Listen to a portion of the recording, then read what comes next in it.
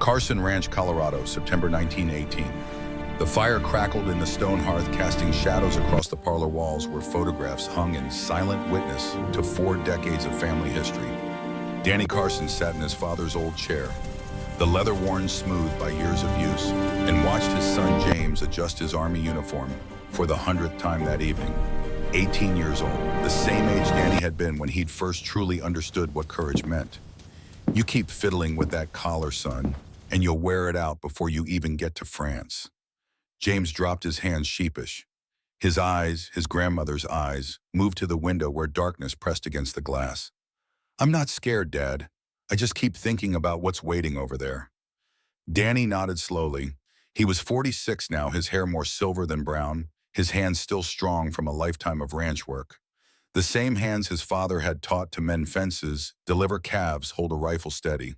The same hands that had clung to a woman's skirt in terror 40 years ago, begging her not to leave like all the others had. "Come here," Danny said, gesturing to the photographs above the mantel. "I want to show you something before you go." James crossed the room, boots heavy on the wooden floor. Above the fireplace, a dozen frames told the story of the Carson family. Wedding photos, children at various ages, group portraits, stiff with Victorian formality. But Danny's finger stopped on one particular image, faded brown with age. December 1878. A woman stood in the snow outside this very house, her carpet bag frozen to her fingers, her face round and weathered and impossibly kind. 5 children stared from the frost-covered window behind her, like wolf cubs watching a stranger approach their den. The smallest one pointed. The oldest, a thin girl with blonde braids, had her back turned. "That's Grandma Kate," James said. "The day she arrived." "On the day she saved us," Danny corrected. He touched the frame gently as if the glass might still hold the cold of that December afternoon. "You're going to war, son. You're going to see terrible things. You're going to doubt everything you thought you knew about courage and strength and what makes a man worth remembering." James waited silent. He'd learned long ago that his father's silences meant something. "So before you go, I need to tell you about the woman in this photograph. Not your grandmother Grace, the one I never knew, but Grandma Kate, the one who taught this family what it really means to stay when everything screams run." Danny settled back into the chair, and James sat at his feet the way he had as a boy, listening to bedtime stories. Outside, the September wind whispered through the cottonwoods, the same wind that had howled through these trees 40 years before, when a woman stepped off a stagecoach and changed everything. It was December 1878. Danny began, his voice taking on the rhythm of a tale told many times before. "I was 6 years old. We'd been 2 years without a mother, 2 years of my father trying to hold a ranch together while raising 5 children who'd forgotten how to laugh. We had 2 weeks left before we lost everything. And then a woman climbed down from a wagon in the middle of a snowstorm, and I watched my sister Sarah's face twist with a word I'd heard too many times before. Fat. As if that single word could sum up a human soul." He paused, his eyes distant, seeing not the parlor, but a snow-swept yard and a woman who refused to shrink. "She should have known," Danny said softly. "Some things you just can't outrun." Copper Creek, Colorado, December 1st, 1878.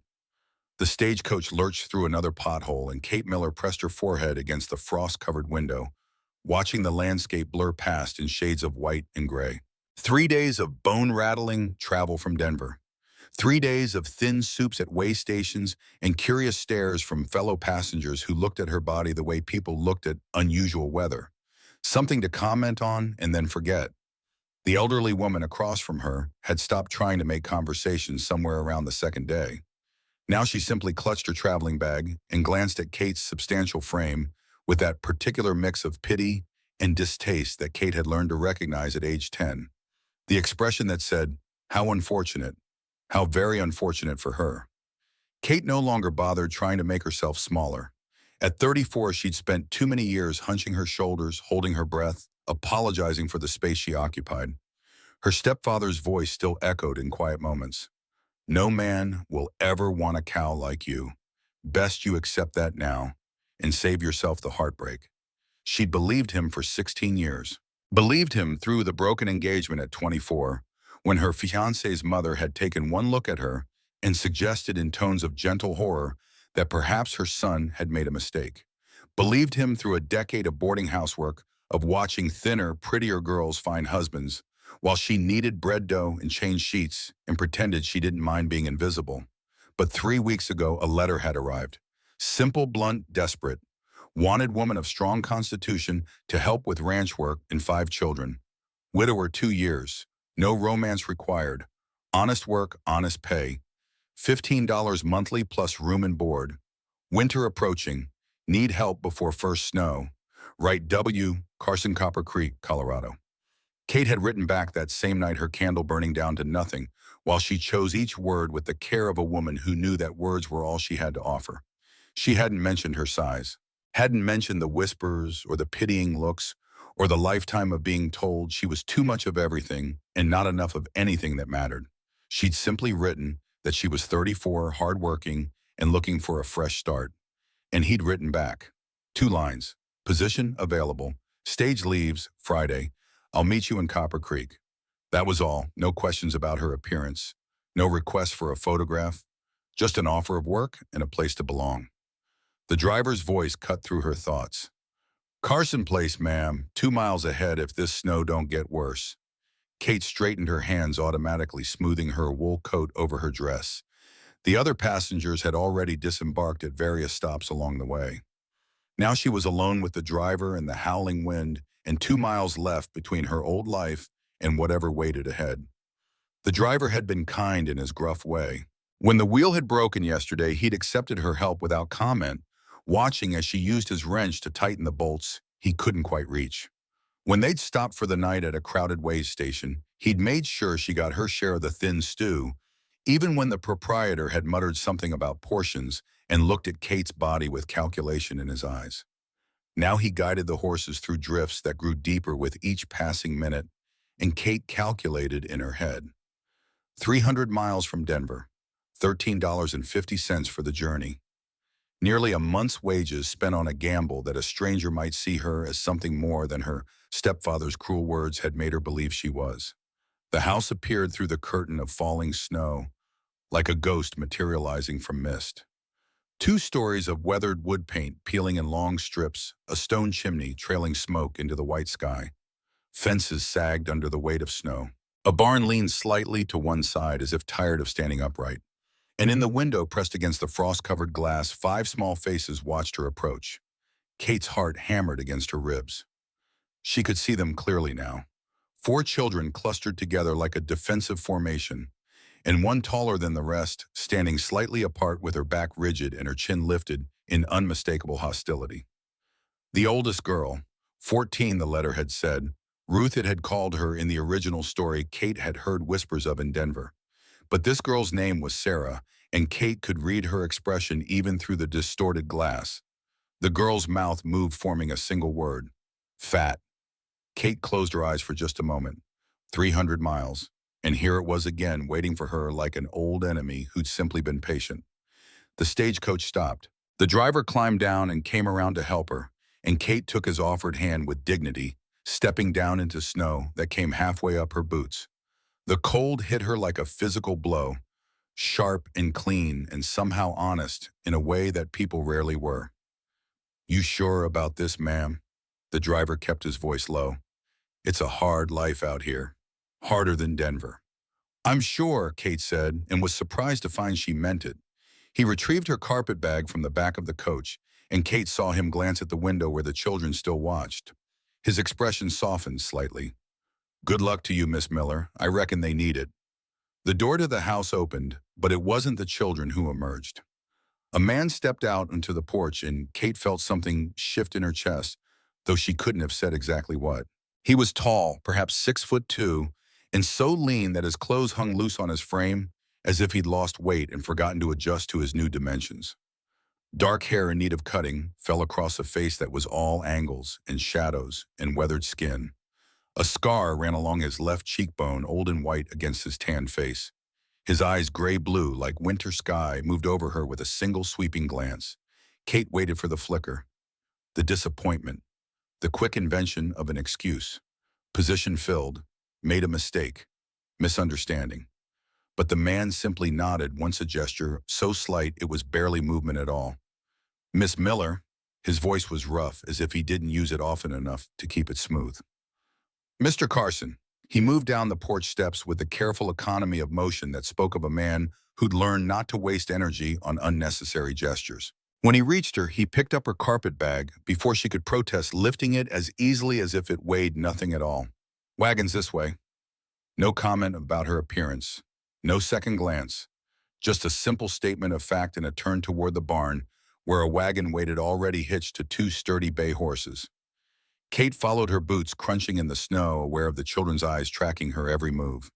The driver tipped his hat and climbed back onto the stagecoach, and she heard the crack of reins and the creak of wheels as the coach pulled away, leaving her standing in this strange white landscape with a silent man and 5 watching children and no way back to the life she'd left behind. William Carson secured her bag in the wagon bed and turned to offer her a hand up to the seat. His grip was strong, impersonal, efficient, calluses rough against her palm. He didn't release her hand until she was settled, didn't linger or fumble or show any sign that touching her was anything other than a practical necessity.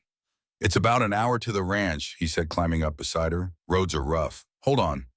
Kate gripped the wagon seat as he clicked his tongue, and the horses started forward.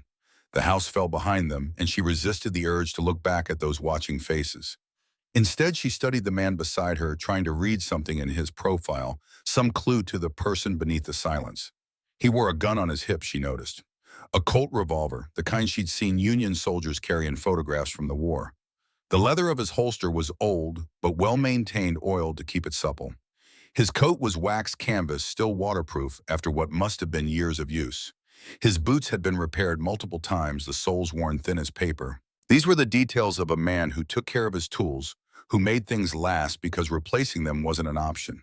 A man who'd learned to value function over form, durability over fashion. "Mr. Carson," Kate began, then stopped, unsure how to continue. He waited, eyes on the road ahead. "I should tell you something before we go any further." "All right." Kate took a breath, tasting snow on the air. "I'm not what most people expect when they answer advertisements. I'm not small. I can see that you've noticed. I have eyes." The word should have stung, but his tone was matter-of-fact, not cruel, like he was observing the weather or the condition of the road. Simple acknowledgement without judgment. "Does it change anything?" Kate asked. "For the position." He was quiet for a long moment, and Kate felt her stomach twist with familiar anxiety. Here it would come, the polite withdrawal, the suggestion that perhaps this wasn't a good fit after all. "Can you cook?" "Yes." "Can you keep a house?" "Yes." "Can you handle children who've forgotten their manners because they've spent 2 years without a mother telling them otherwise?" Kate thought about the boarding house, the whispers, the looks, the children who'd stared and pointed when she walked down the street. "I reckon I can handle more than you'd think." Something shifted in his face, not quite a smile, but close. The corner of his mouth twitched upward for just a moment before settling back into its habitual line. "Fair enough," he said. "Let's go home." He clicked his tongue again, and the horses picked up their pace. The wagon jolted over frozen ruts, and Kate held on, watching the landscape roll past. Mountains rose in the distance, their peaks lost in clouds. Cottonwood trees lined a creek bed, their bare branches like skeletal fingers reaching toward the sky. Here and there, cattle clustered together for warmth, their breath steaming in the cold air. It was beautiful in a harsh, unforgiving way. The kind of beauty that didn't apologize for being difficult. Kate understood that kind of beauty. The ranch house appeared again through the gathering dusk, and this time Kate could see it more clearly. The sagging fences weren't just neglected, they were breaking under the weight of too much work for too few hands. The barn's lean was more pronounced up close, suggesting structural damage that should have been repaired months ago. The house itself, while solid enough, showed signs of 2 years without a woman's touch. Peeling paint, broken shutters, a garden gone to weeds and now buried under snow. But there was smoke from the chimney, light in the windows, and those 5 faces still watching. William Carson pulled the wagon to a stop near the barn and sat for a moment, his hands resting on the reins, his eyes on the house. "They don't know you're coming," he said finally. Kate turned to look at him. "Why not? Last woman I hired, she took one look at the place and got back on the stage. Children watched the whole thing. Sarah didn't talk to me for a week." He climbed down from the wagon and came around to her side, offering his hand again. Figured I'd wait until you actually showed up before I got their hopes up. Kate let him help her down, and this time his hand lingered just slightly longer, steadying her, making sure she had her footing on the icy ground. I'm not going anywhere, she said quietly. I didn't come 300 miles to run away at the first difficulty. He studied her face in the fading light, and Kate saw something shift in his expression. Recognition, maybe, or understanding. As if he'd heard the truth beneath her words, the lifetime of difficulty that had brought her to this frozen yard in the middle of nowhere. We'll see, he said, but his tone had changed, less skeptical, almost hopeful. The front door opened before they reached the porch. The girl stood in the doorway, backlit by lamplight from inside her thin frame rigid with tension.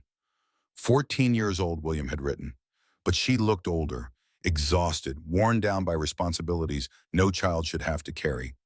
Puh, her voice was ice. You might have warned us. Sarah, just her name, no explanation, no apology. William Carson didn't seem like a man who wasted words on either. Who is she? Sarah's eyes locked onto Kate, traveling down her body and back up again with deliberate slowness. Her lip curled slightly. What is this? This is Miss Miller. She's going to be helping out around here. We don't need help. Yes, William said, and his voice had an edge now, something low and dangerous. We do. Sarah's jaw tightened. Behind her, Kate could see the other children crowding the hallway. A boy with spectacles and serious eyes. A girl with muddy skirts and uncombed hair. A smaller boy clutching a worn stuffed rabbit. And the youngest, a little girl with her thumb in her mouth, watching everything with eyes too old for her face. May I come in? Kate asked. It's awful cold out here. Sarah didn't move. For a long moment, she simply stood there, blocking the doorway, making her point with silence and stillness. Then slowly, deliberately, she stepped back. But she left only the narrowest possible space, forcing Kate to turn sideways, to feel every inch of the doorframe pressing against her body as she squeezed through. It was intentional, a test, a reminder of exactly how much space Kate took up in the world. Kate walked through anyway, her head high, her expression neutral. She'd had worse.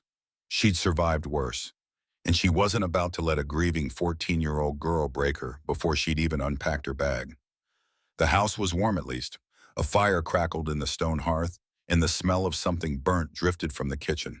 Photographs lined those walls, all showing the same woman, blonde, delicate, beautiful in that fragile way that Kate would never be.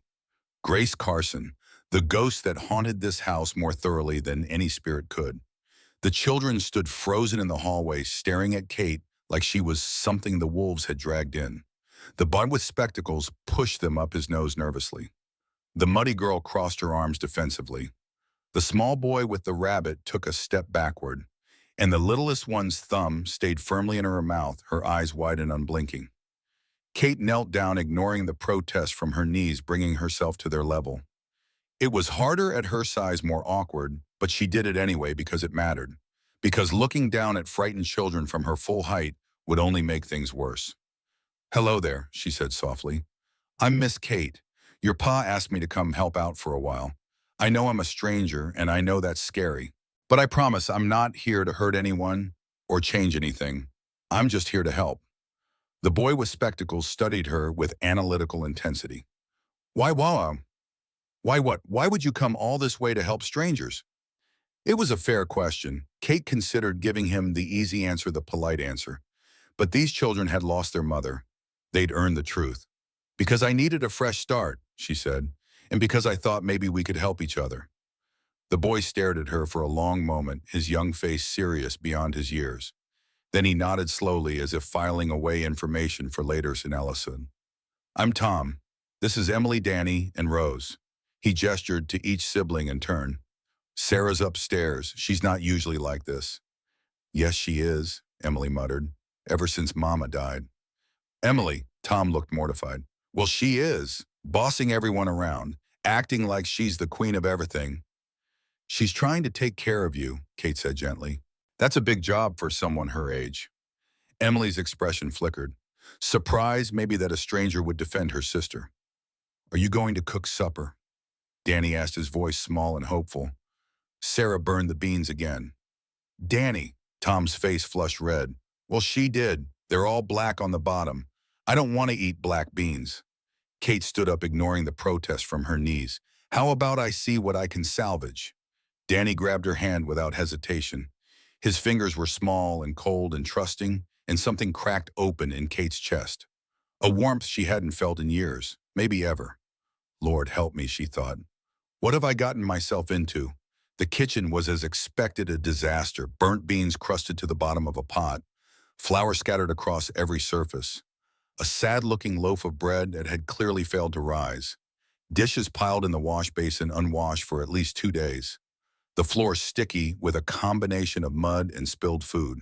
But Kate had worked in worse kitchens, had salvaged worse disasters. She rolled up her sleeves and got to work. Tom, I need you to pump some water. Emily, can you find me an apron? Danny and Rose, you two sit at the table and stay out of trouble. They scrambled to obey, something like relief in their movements. Someone was giving orders. Someone was taking charge. Someone who seemed to know what she was doing. Kate scraped the burnt beans into the slop bucket and assessed what she had to work with. Salt pork, potatoes, onions, a few eggs, some dried beans that hadn't been ruined. Not much, but enough. She'd learned long ago how to make a little go a long way. By the time William Carson came in from settling the horses, the kitchen smelled of frying pork and onions instead of burnt disaster. The children sat at the table with actual expressions on their faces instead of that awful, frozen weariness. Danny had stopped clutching his rabbit quite so tightly. Rose's thumb had left her mouth. Emily had even attempted to comb her hair. Smells good, William said. It was the most words he'd strung together since Kate had arrived. It'll be ready in 20 minutes, Kate said, not looking up from the stove. Sarah coming down. Doubt it. Kate glanced at him then, saw the exhaustion in his eyes, the weight of 2 years trying to be both mother and father to 5 grieving children. The guilt that came from never quite being enough. Let her be tonight, Kate said. She's earned the right to be angry. William studied her for a long moment. You've done this before. Done what? Walked into a room where nobody wanted you and made yourself at home anyway. The words should have hurt, but there was no cruelty in his voice, just observation, just truth. Once or twice, Kate said. He nodded slowly. Then he sat down at the table with his children, and Kate went back to cooking supper. And for the first time in 3 days, her hands weren't shaking. Supper was quiet, but not hostile. The children ate like they'd been starving, shoveling food into their mouths with more enthusiasm than manners. William ate steadily, his eyes moving between his children and Kate, watching, assessing.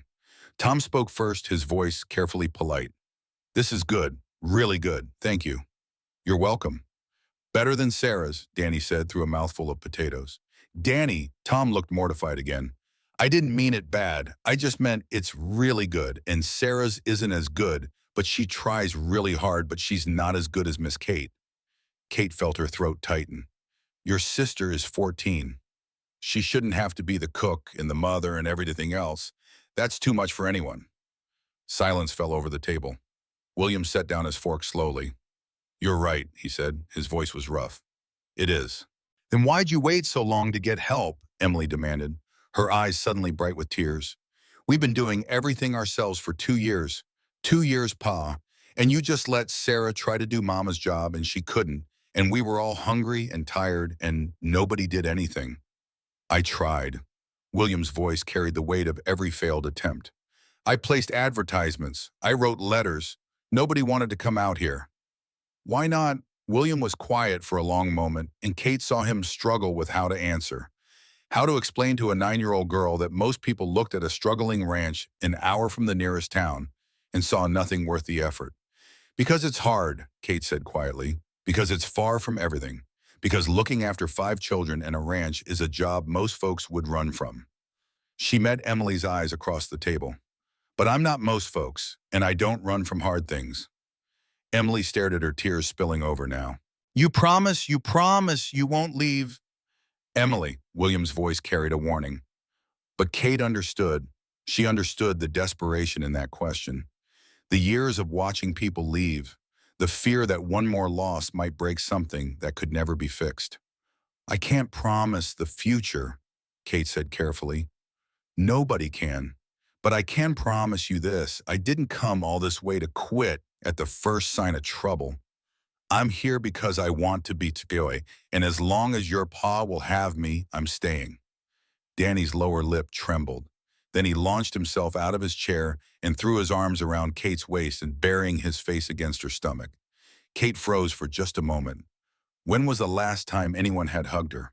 When was the last time anyone had touched her with affection instead of distaste?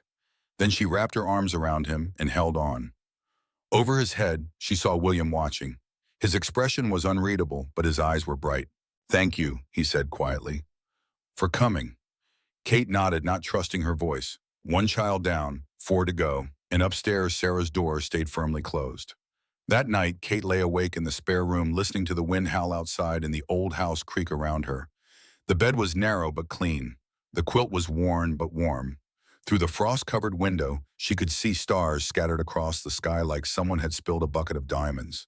She thought about the children, about Sarah's fury and Tom's wariness and Emily's tears, about Danny's hug and Rose's thumb-sucking silence. She thought about William Carson, about the exhaustion in his eyes and the way his hands shook slightly when he thought no one was looking, about the burden he'd been carrying for 2 years watching his children struggle while he struggled right alongside them. She thought about her stepfather. "No man will ever want a cow like you." Well, maybe not want, but need.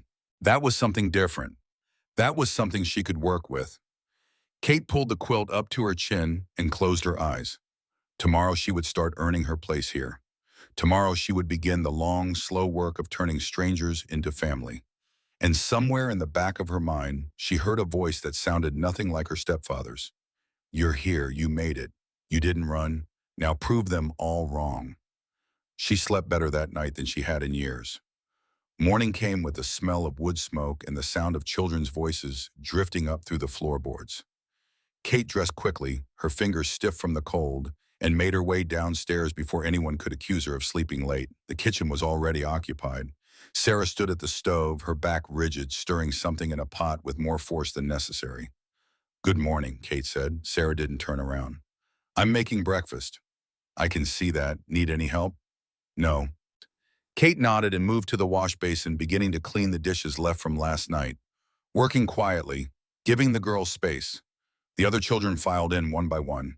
Danny first, his hair sticking up in all directions, then Rose still rubbing sleep from her eyes. Tom with a book tucked under his arm. Emily last already dressed for outdoor work, her boots leaving muddy prints on the floor. "Miss Kate," Danny ran to her side. "Are you making breakfast?" "Sarah's making breakfast today," Kate said. "Oh." His face fell slightly. "But you'll make lunch." "Danny," Sarah's voice cracked like a whip. "Sit down and be quiet." Danny's shoulders hunched. He slunk to the table and sat, his brightness extinguished like someone had blown out a candle. Kate watched this, saying nothing. Not yet. It was too soon to interfere. Too soon to challenge the fragile hierarchy Sarah had built to keep herself from drowning. William came in from outside, stamping snow off his boots. His eyes moved between Sarah at the stove and Kate at the basin, reading the tension in the air, the way a man reads weather patterns before a storm. "Smells good," he said carefully. "It's just porridge," Sarah said. Her voice was flat. "Same as always." She ladled the gray mixture into bowls, her movements sharp and efficient, and set a bowl in front of each child, then one at her father's place. She did not set one for Kate. The silence that followed was deafening. "Sarah," William's voice carried a low warning. "What?" "Set a place for Miss Miller. She can serve herself. She knows where the pot is." "That's enough." "Is it?" Sarah finally turned, her eyes bright with fury.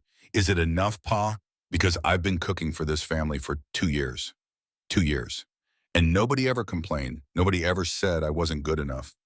But now she shows up and suddenly nobody wants what I make." "Nobody said you weren't good enough." Kate spoke quietly, but the words cut through Sarah's tirade. "I certainly didn't." Sarah's jaw clenched. "You didn't have to. The way Danny looked at you last night, the way they all looked at you, like you're some kind of savior come to rescue us from terrible Sarah who burns the beans." "I don't think you're terrible," Kate said. "I think you're 14 years old and exhausted and doing the best you can with an impossible situation." "Don't," Sarah held up a hand. "Don't pretend you understand." I'm not pretending. Kate dried her hands on her apron and turned to face the girl fully. Sarah Rocha, I'm not trying to take your place. I'm not trying to prove I'm better than you. I'm just trying to help. We don't need your help. Maybe not, Kate said, but your father thinks differently and this is his house, so here I am. She paused, letting that sink in. Then her voice softened. I'm not your enemy. I'm not your competition. And I'm not going anywhere no matter how many breakfasts you refuse to serve me. Sarah stared at her chest heaving. Then she grabbed her coat from the hook by the door and stormed out into the snow, slamming the door behind her so hard the dishes rattled. The children sat frozen at the table. William closed his eyes and rubbed his forehead like a man fighting a headache that had lasted 2 years. I'll go after her, he said. No. Kate moved to the stove and ladled herself a bowl of porridge. Let her be angry. She's earned it. She can't talk to you like that. Yes, she can. Kate sat down at the table in the empty spot Sarah had left. She's a 14-year-old girl who lost her mother and had to become one overnight. She's exhausted and scared and angry, and I'm an easy target. I can take it. William looked at her for a long moment, something like wonder in his tired eyes. Most folks wouldn't. I'm not most folks. Kate took a bite of porridge. It was bland, under-seasoned, slightly burnt on the bottom. She swallowed without complaint. This is good, by the way. Sarah did a fine job. Across the table, Tom's eyes widened slightly behind his spectacles. Emily's mouth fell open. You don't have to lie, Emily said. It's terrible. It's always terrible. Emily, William's voice carried a warning. It's the truth. It's food, Kate said simply. It's warm and it fills your belly, and your sister made it for you. That's not nothing. Emily fell silent, chewing on that along with her porridge. Danny tugged on Kate's sleeve. Will Sarah come back? Of course she will. She just needs some time alone. She always needs time alone now. His voice was small, and sad. She used to play with us. Before Mama died. She used to laugh and tell us stories and do silly voices. Now she just yells. Kate's heart ached. People change when they're hurting, Danny. It doesn't mean they love you any less. It just means the hurt is taking up so much room inside them that there's not much space left for anything else. Danny considered this, his small face serious. Are you hurting too? The question caught her off guard. What makes you ask that? You got sad eyes, like Sarah, like Pa, like everyone here. Kate looked at this 6-year-old boy who saw more than anyone gave him credit for. Maybe a little, she admitted, but I'm working on it. Will you work on it here with us? That's the plan. Danny nodded satisfied and went back to his porridge.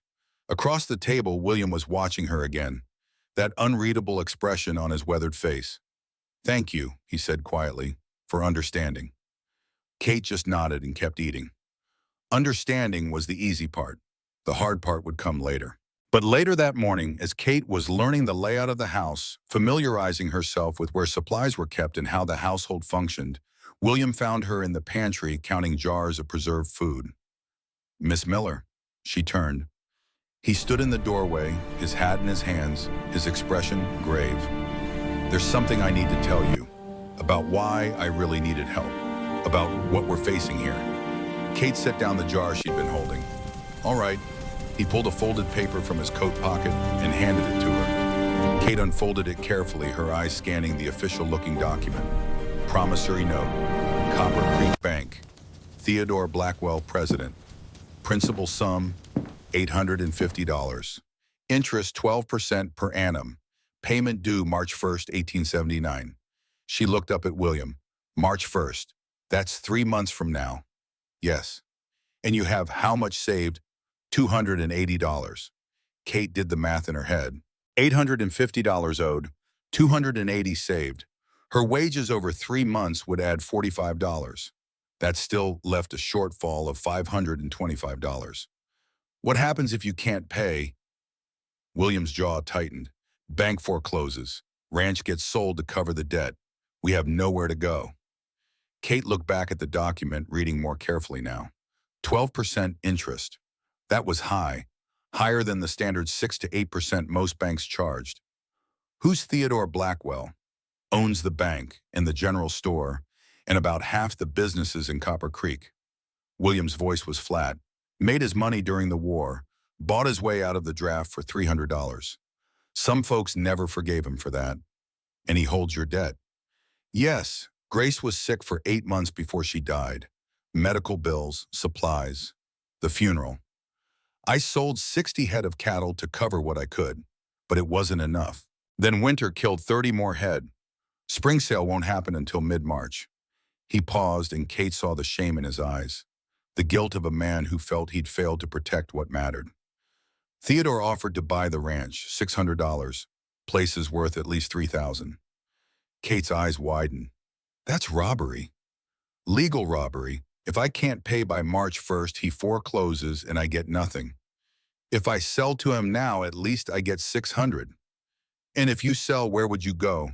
With 5 children and winter coming on. William looked away. I don't know. Kate folded the paper carefully and handed it back to him. So we need to find $525 in 3 months. I came here for a fresh start, Mr. Carson. Can't have that if the ranch gets foreclosed before spring. Something shifted in his expression. Hope, maybe, or the beginning of it. I should tell you something else, he said. I didn't hire you just for the children. Kate waited.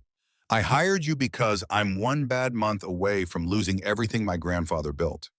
I need to focus on saving this ranch, and I can't do that if I'm also trying to keep 5 children alive and fed and whole. He met her eyes. I'm not asking you to solve this. I'm just asking you to hold things together while I try. Kate thought about her savings. $185. 10 years of careful pinching and saving. Every extra penny set aside for a future she'd stopped believing would ever come. I have some money saved, she said. Not much, but it might help. William shook his head immediately. No, that's yours. I won't take it. You're not taking it. I'm offering it. To save the ranch, to keep these children in their home.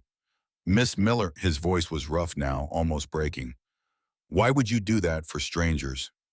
Kate looked at him, really looked, at the exhaustion carved into every line of his face, at the weight he'd been carrying alone for 2 years, at the desperate, fragile hope that maybe, just maybe, someone had finally come to help shoulder the burden. You're not strangers anymore, she said simply.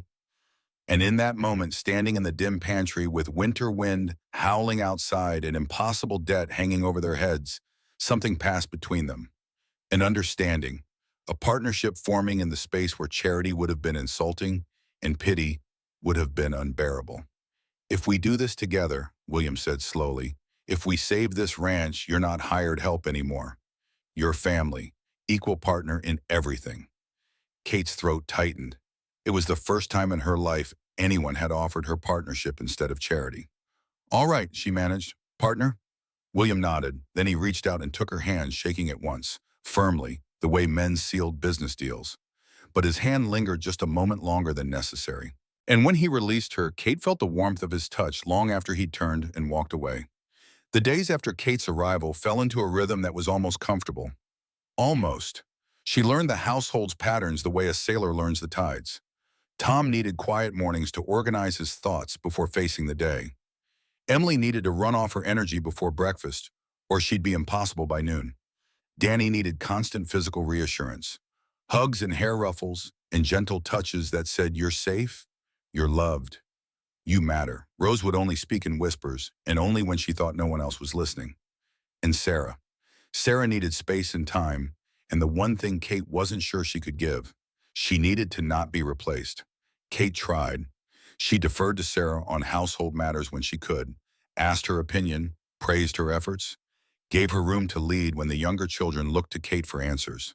But Sarah saw through every gesture with the sharp perception of a girl who'd learned too young that kindness often came with conditions. You don't have to pretend, Sarah said one evening when they were alone in the kitchen washing dishes after supper. I know what you're doing. What am I doing? Trying to make me like you, trying to be my friend or my mother or whatever it is you think I need. Sarah scrubbed a pot with more force than necessary. I don't need anything from you. I'm not trying to be your mother, Kate said quietly. Good, because you're not. I know. Sarah paused in her scrubbing. Then what are you trying to be? Kate considered the question carefully. I don't know yet. Maybe just someone who's here. Someone you can count on. I can count on myself. I know you can. You've been doing it for 2 years. Kate dried a plate and set it aside. But here's the thing, Sarah. You don't have to carry it all alone anymore. I'm here now. Your father's here. You can put some of that weight down. Sarah's hands stilled on the pot. She didn't look up, but her voice was smaller when she spoke. What if I don't know how? Then we'll figure it out together. They worked in silence for a while, and when Sarah finally spoke again, her voice was barely above a whisper. The last woman who came. She lasted 2 days. Said the children were too much trouble and the house was too far from town and Pa was too sad to be around. She said we were a lost cause. Kate's heart clenched. She was wrong. Was she? Sarah finally looked up, her eyes bright with unshed tears. Look at us, Miss Kate. Look at this family. We're a mess. We've been a mess since Mama died, and nothing's gotten better, and nothing's ever going to get better. Her voice broke, and I'm so tired. Kate did something she probably shouldn't have done. She reached out and pulled Sarah into a hug. Sarah stiffened. For a moment, Kate thought she'd push away, that she'd moved too hard too fast. Then Sarah crumpled against her, sobbing. I'm so tired of being strong, she choked out. I'm so tired of pretending everything's fine when it's not. I miss Mama. I miss her so much, and no one talks about her, and everyone just expects me to keep going like nothing happened. And I can't. Shh, Kate held her tighter. I know. She was so beautiful, so perfect. She could do everything and make it look easy. And I can't. I'm not. I'm never going to be like her. You're not supposed to be like her, Kate's voice was fierce. You're supposed to be like you, just Sarah, 14 years old and doing your best. And that's enough. That's more than enough. Sarah sobbed harder, and Kate held her, this angry, grieving, exhausted girl, and let her cry out 2 years of pain against her shoulder. When the storm finally passed, Sarah pulled back, wiping her eyes with her sleeve. I'm sorry, she said. I didn't mean to. Don't apologize. Don't ever apologize for having feelings. Sarah sniffled, looked at her with red-rimmed eyes. You're nothing like the other women Pa brought here. Is that good or bad? Sarah almost smiled. I don't know yet. Well, Kate said, let me know when you figure it out. And for the first time, Sarah actually laughed. It was small, watery, barely more than a huff of air. But it was real. And Kate knew in that moment that something had shifted. The wall wasn't gone, but a door had opened. A small door, but a door nonetheless. 2 weeks passed. December settled over the ranch like a heavy quilt, cold and suffocating, and beautiful in its harshness. Kate fell deeper into the rhythm of the household, learning its secrets and its sorrows. She found Grace's recipe book in the pantry, the pages stained and worn, the handwriting delicate and precise. She discovered that Tom slept with a medical textbook under his pillow, dreaming of becoming a doctor someday. She learned that Emily talked to the horses like they were people, and they seemed to understand her better than most humans did. And she noticed with growing concern that Danny had developed a cough. It started small. Just a tickle, he said when Kate asked. Just something in his throat. But Kate had worked in boarding houses long enough to know the sound of a chest cold turning into something worse. She'd seen it before. The mild cough that deepened. The fever that crept in like a thief in the night. She made him tea with honey, kept him warm, watched him carefully. But on the morning of December 3rd, when she went to wake him for breakfast, his forehead burned beneath her palm. Will, she called, keeping her voice calm even as her heart hammered. Will, come here. He appeared in the doorway within seconds, still pulling on his shirt. What's wrong? Danny's got a fever. High one. Will crossed to the bed in 3 long strides, touched his son's forehead. His jaw tightened. How high? Kate had learned to judge fevers by feel the way her mother had taught her years ago. 101 maybe. Could be higher. I'll get Dr. Morrison. In this weather, Kate glanced at the window where snow fell in thick curtains. Well, you can't ride 8 miles in a blizzard. I can try. Kate grabbed his arm before he could leave. Wait, let me see what I can do first. If he gets worse, then you go, but right now, riding out in that storm might do more harm than good. Will looked at Danny, small and flushed in the big bed, then back at Kate. She could see the war in his eyes, the memory of another sick bed, another fever, another loss he couldn't prevent. I can't lose another one, he said, his voice breaking. Kate, I can't. You won't, she said with more confidence than she felt. I know some things. About fevers, about chest colds. Let me try. He nodded, though his hands trembled slightly. What do you need? Hot water, lots of it, pine needles if you can find them, clean cloths, and I need Sarah. Sarah appeared in the doorway as if summoned, her face pale. What's happening? Danny's sick, Kate said. I need your help. For just a moment, Kate saw the girl's wall start to rise. The defensive posture, the instinct to push away. Then Sarah looked at her little brother, fever bright and frightened in the bed, and something else took over. Tell me what to do. They worked through the day in careful coordination. Kate made a steam tent, boiling water with pine needles to help open Danny's airways. She brewed willow bark tea, bitter and strong, to bring down the fever. She kept the cool compresses rotating on his forehead, changing them every 15 minutes as they grew warm. Sarah took charge of the other children with military precision. No emotion, pure tactics. Emily pumped water every hour. Tom monitored fever logs every 30 minutes. Rose keep quiet and play in the corner. I'll handle meals. The children obeyed without question, grateful to have clear instructions, a sense of purpose in the face of helplessness. Tom approached Kate midday with a leather-bound book. Gray's Anatomy, the cover read, far too advanced for an 11-year-old. I've been reading about pneumonia, he said quietly.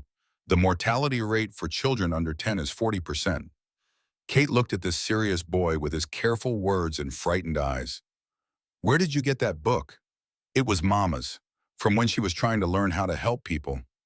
She never finished reading it. Kate took the book gently from his hands and closed it. Tom's statistics don't account for everything. They don't account for love or determination, or the fact that Danny's got a whole family fighting for him. But scientifically, your brother has a strong constitution, access to medical knowledge, and people who won't let him go without a fight. Kate squeezed his shoulder. Sometimes that matters more than statistics. Tom nodded, though she could see him trying to calculate odds in his head, trying to make sense of a world where mathematics couldn't protect the people you loved. Dr. Morrison arrived late afternoon, having braved the storm after all. He was a man in his late 50s with white whiskers and hands that looked too large to be gentle, but somehow were. He examined Danny quickly, efficiently, his face betraying nothing. Pneumonia, he said finally. Both lungs from the sound of it. Sarah made a small sound like a wounded animal. Can you treat it? Will's voice was steady, but Kate saw his hands clench into fists. He's a sick boy. Next 48 hours will tell the tale. Dr. Morrison pulled bottles from his bag. Keep him warm, but not too warm. Fluids as much as he can take. This medicine, every 4 hours, no more, no less. And pray if you're the praying type. I am, Kate said quietly. I am tonight. Dr. Morrison looked at her for the first time, really looked. His eyes were sharp, assessing. You must be the woman from Denver, the one everyone's been talking about. I imagine they've been saying all sorts of things. They have. He handed her the medicine bottles. Most of it nonsense, but I can see you've got a steady hand and a cool head. That boy's lucky you're here. Kate's throat tightened. Thank you. Don't thank me yet. We've got a long night ahead. Dr. Morrison pulled on his coat. I'll be back first, light storm or no storm. Send someone for me if he takes a bad turn before then. I'll walk you out, Will said.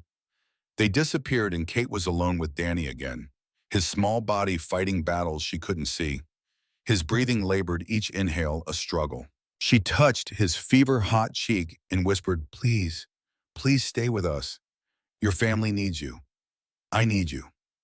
Danny's eyes fluttered open. Miss Kate, I'm here, sweetheart. I'm right here. Am I dying like Mama died? The question asked so simply, so calmly, nearly broke her. No, baby. You're sick, but you're going to get better, I promise. Mama got sick and she died. I know she did, But you're not going to die. You hear me? You're going to fight this, and you're going to get better. And when spring comes, you're going to run through those fields like nothing ever happened. Danny's eyes drifted closed. Will you stay? I'll stay. I'm not going anywhere. Promise. I promise. His small hand found hers and held on tight even in sleep. And Kate settled in for the longest night of her life. The fever raged for 2 days. 2 days of cold cloths and medicine and prayers. 2 days of the whole family taking shifts watching, waiting, hoping. 2 days of Sarah making broth and Tom reading aloud from adventure books and Emily pacing the hallway like a caged animal and Rose curled up at the foot of Danny's bed, refusing to leave. Will barely slept. He sat in the corner of Danny's room, staring at his son with hollow eyes, reliving nightmares he thought he had left behind. She was in this bed, he told Kate on the second night, his voice raw. Grace, this is where she died. I sat in this chair and watched her slip away, and there wasn't a damn thing I could do. Kate reached out and took his hand. Danny isn't Grace. He's got the same fever, the same cough, the same... He's 6 years old and strong as an ox, and he's got a whole family fighting for him. He's not going to leave us, Will. I won't let him. You can't control death. Maybe not, but I can sit here and fight it anyway. And so can you.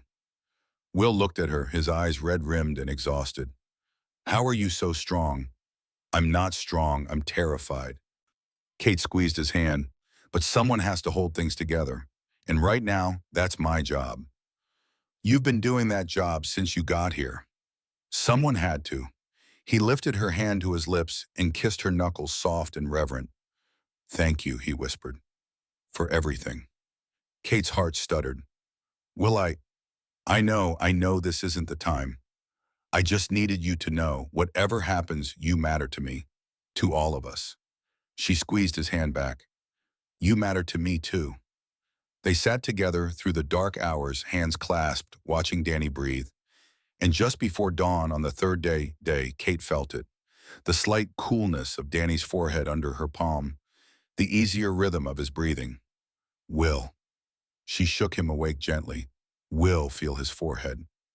He was there in an instant, his hand replacing hers. His eyes widened. My God, he's cooler. He's actually cooler. Danny's eyes opened clearer than they'd been in days. Pa, I'm thirsty. Will laughed a sound that was half sob. Sarah, Tom, get water, get broth. He's awake. He's actually awake.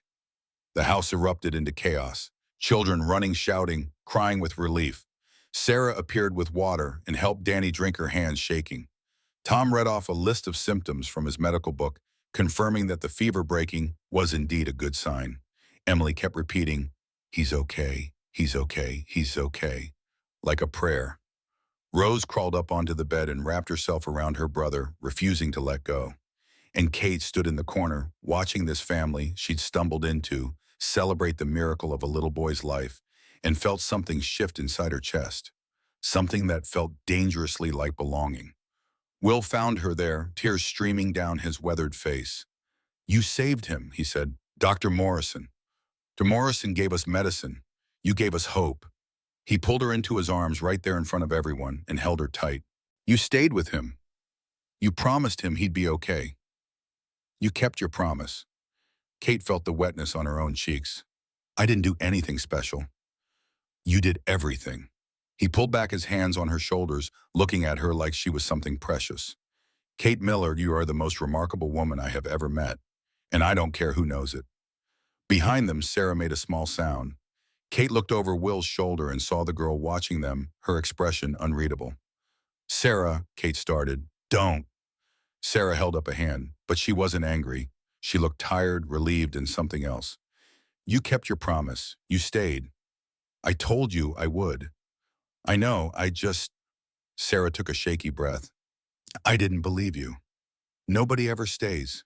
Everyone leaves eventually. I'm not leaving. I know that now. Sarah's eyes were bright with tears she refused to shed. I know. She turned and walked out of the room, and Kate understood. It was too much, too fast. The walls were coming down, but that didn't mean it didn't hurt. Give her time, Will said quietly. I will. I've got nothing but time. He smiled at her, that real smile again, the one that made her heart flutter. Thank God for that. Thank God for you. But their relief was short-lived. 3 days after Danny's fever broke while the family was still recovering from the crisis, still adjusting to the new normal of health instead of fear, Emily came running in from town with news that turned Kate's blood cold. "Papa, you need to see this." She thrust a piece of paper into Will's hands. Official looking, heavy stock, the kind of paper that carried weight and consequence. Will's face went gray as he read. "What is it?" Kate asked. He handed her the paper without speaking. Kate read quickly, her eyes catching on key phrases. Final notice. 30 days. Foreclosure proceedings. Theodore Blackwell, bank president. They've moved up the deadline. Will said, his voice hollow. Payment due February 15th instead of March 1st. 2 weeks earlier than we planned. Kate did the math in her head. February 15th was 10 weeks away, not 3 months. 10 weeks to find $525. They can't do that, she said. Can they fine print? Bank reserves right to demand payment with 30 days notice if borrower's financial situation deteriorates. Will's jaw clenched. Lost cattle count as deterioration. What lost cattle? Didn't I tell you, Tuanum? His voice was bitter. Week after you arrived, found the pen gate open, 8 head gone, tracks led toward Blackwell land, then disappeared in the snow. Kate felt ice form in her stomach. You think Theodore? Can't prove it, but the timing's convenient. Cattle disappear, financial situation deteriorates, deadline moves up. Now we're even more desperate. He crumpled the paper in his fist. He's stealing it piece by piece. The ranch, our future, everything. Kate took the paper from him, smoothed it out, studied the numbers. 8 cattle at $15 each, $120 of value gone. The shortfall now stood at $645 with less time to find it.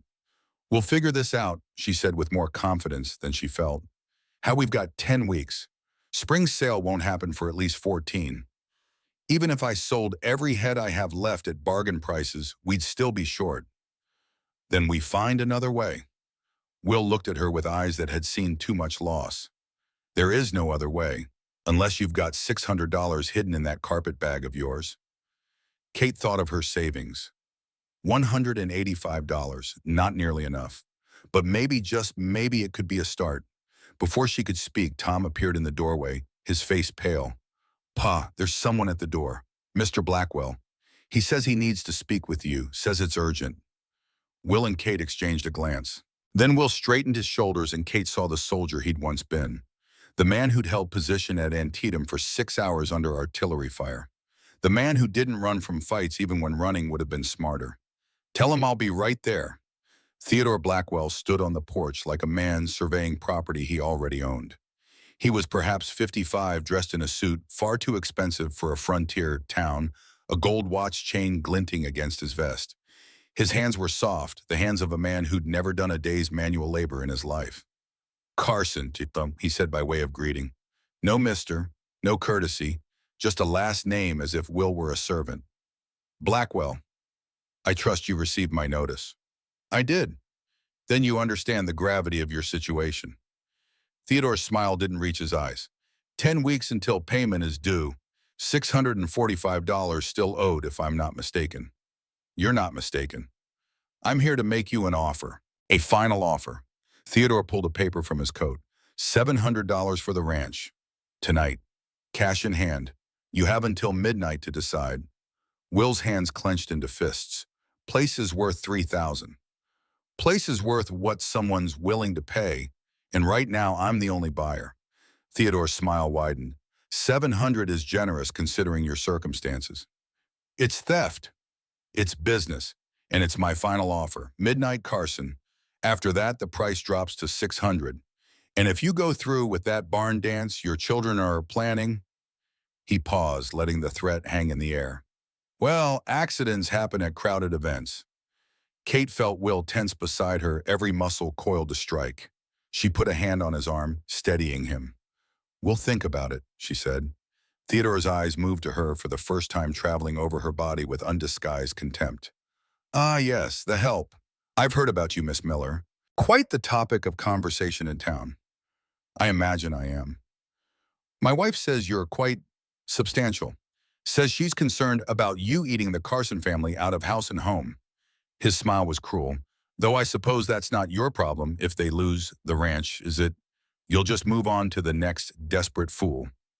Will moved fast as a striking snake. His hand shot out and grabbed Theodore's collar, yanking him close. You watch your mouth when you speak to her. Theodore's eyes widened, then narrowed. Careful, Carson. Assault and battery is a crime. I could have the sheriff here in an hour. Your cousin, you mean? The sheriff who's in your pocket.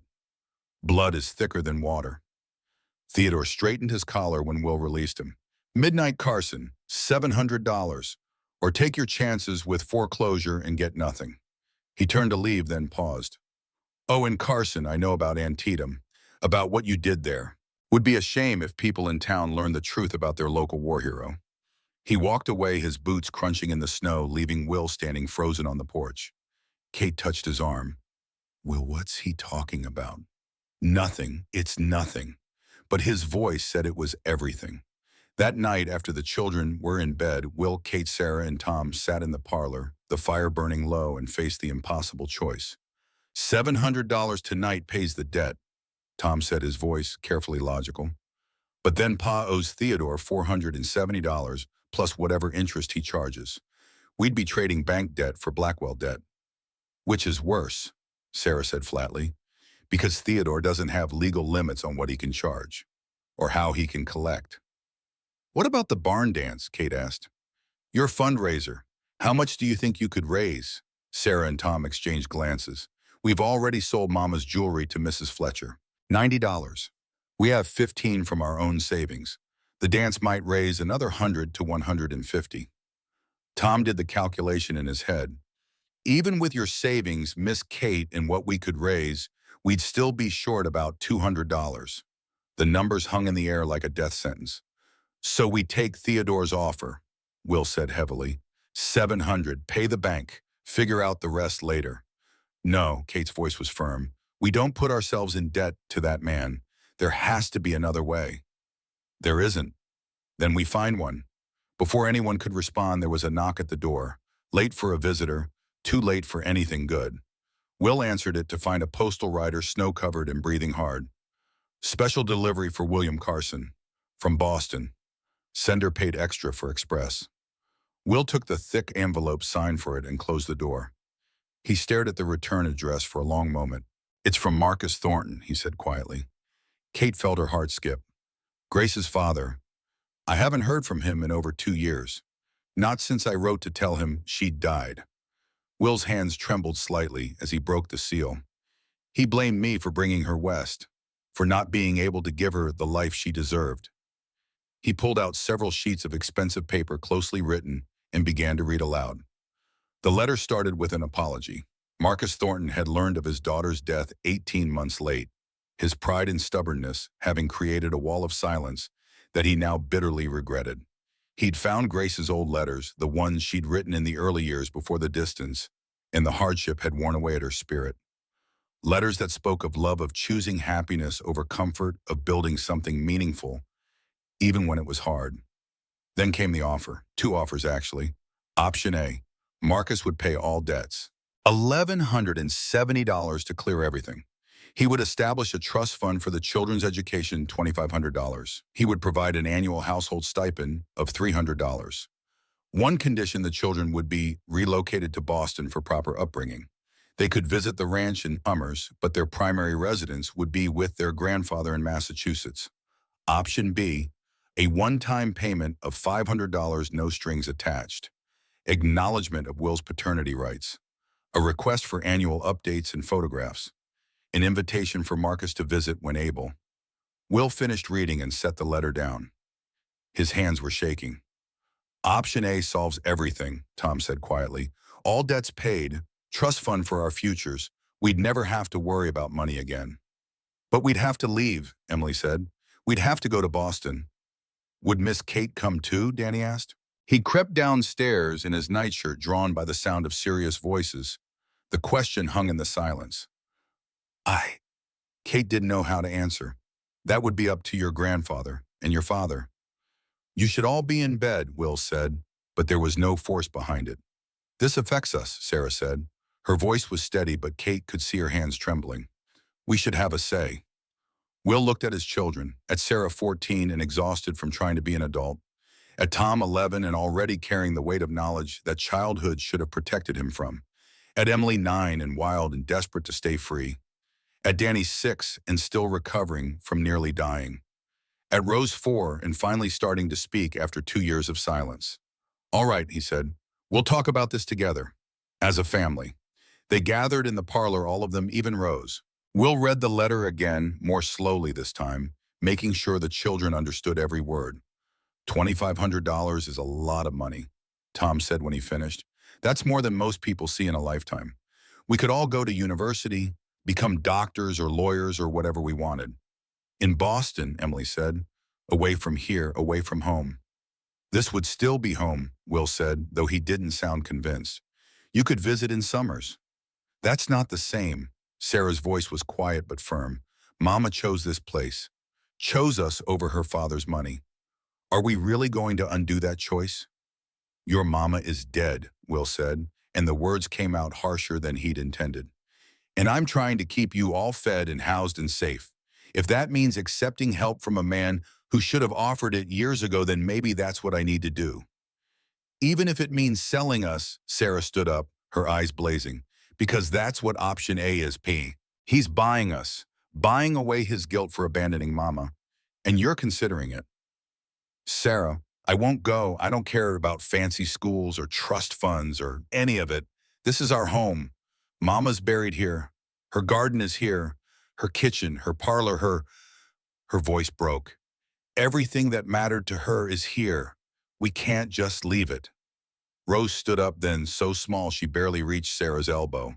But when she spoke, her voice carried through the room with surprising strength. Mama's here, she said. In the walls, in the garden, in the kitchen. We can't take her to Boston. Everyone stopped.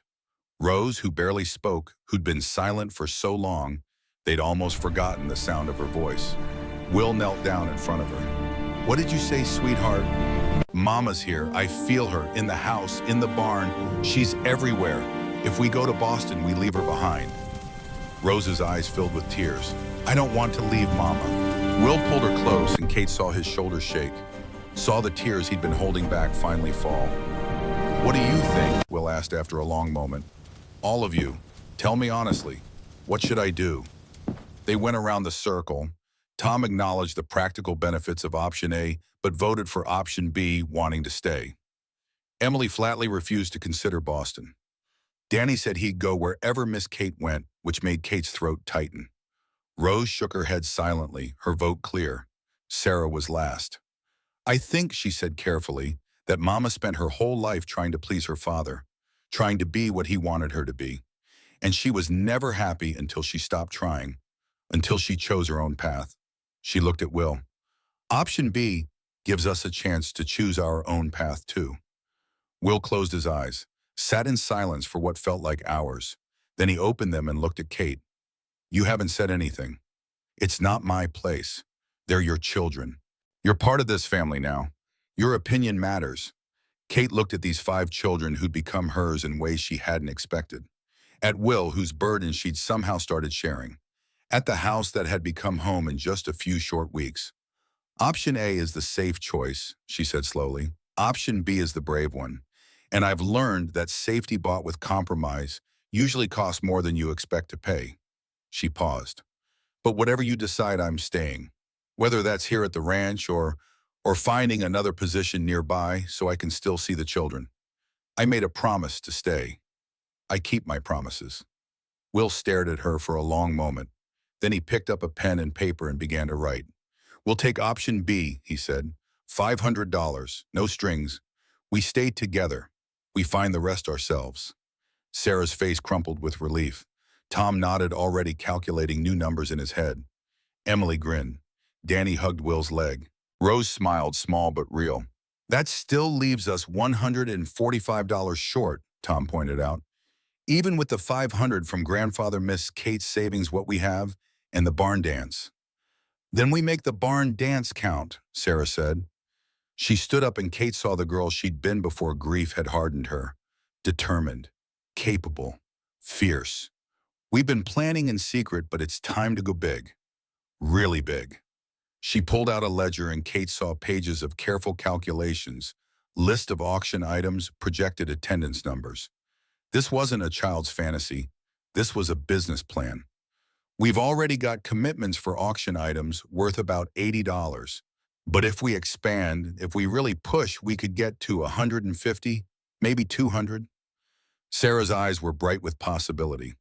Mrs. Fletcher said she'd donate her prize quilt. The Morrisons offered preserved goods. If we can get the other ranchers involved, they won't help, Will said quietly. Half of them are in debt to Blackwell themselves. They can't afford to cross him. Then we get the other half, the ones who hate him, the ones who are tired of watching him steal land and manipulate prices and act like he owns this whole valley. Sarah's voice was strong now, sure. But there are people in this town who would help if they knew, if they saw us fighting. Kate felt hope stir in her chest. She's right. The barn dance isn't just about raising money.